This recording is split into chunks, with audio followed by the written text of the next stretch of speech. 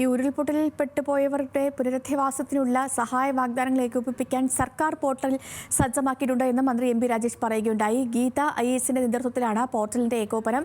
പുനരധിവാസത്തിന് സുരക്ഷിതമായ സ്ഥലം കണ്ടെത്താൻ നടപടി തുടങ്ങിയെന്നും അദ്ദേഹം പറഞ്ഞു. സഹായ വാഗ്ദാനങ്ങളെ സർക്കാർ അങ്ങേയറ്റം വിലമതിക്കുന്നു. അതിനെ വളരെ വളരെ ആദരവോടുകൂടിയാണ് സർക്കാർ കാണുന്നത്.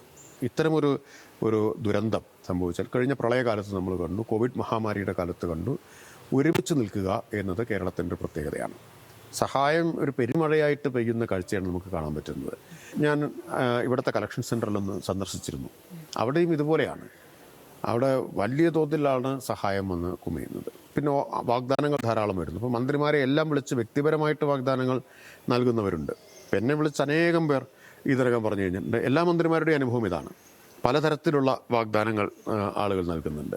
അപ്പോൾ ഇതെല്ലാം ഏകോപിപ്പിക്കാൻ ഇങ്ങനെ ഈ വാഗ്ദാനങ്ങൾ ഉണ്ടാവുന്നത് ഇങ്ങനെ പല ആളുകൾ പലരെ വിളിച്ച് പരിചയമുള്ളവരെ വിളിച്ച് പറയുന്നു എന്ന സ്ഥിതിക്ക് പകരം ഇതിനെ ഏകോപിപ്പിക്കാൻ ചാനലൈസ് ചെയ്യുന്നതിന് വേണ്ടി ഒപ്പം ഇതിനൊരു പൊതുവായ രൂപമുണ്ടാക്കുന്നതിന് വേണ്ടിയിട്ടാണ് സർക്കാർ ഒരു പോർട്ടൽ ആരംഭിച്ചിട്ടുള്ളത്. നേരത്തെ വയനാട് കളക്ടറായിരുന്ന ഗീത IASന്റെ അതിൻ്റെ ചുമതലക്കാരിയായിട്ടും നിശ്ചയിച്ചിട്ടുണ്ട്. അപ്പോൾ ആ പോർട്ടലിലേക്ക് വഴി ഇതെല്ലാം പൂൾ ചെയ്യാൻ പറ്റും.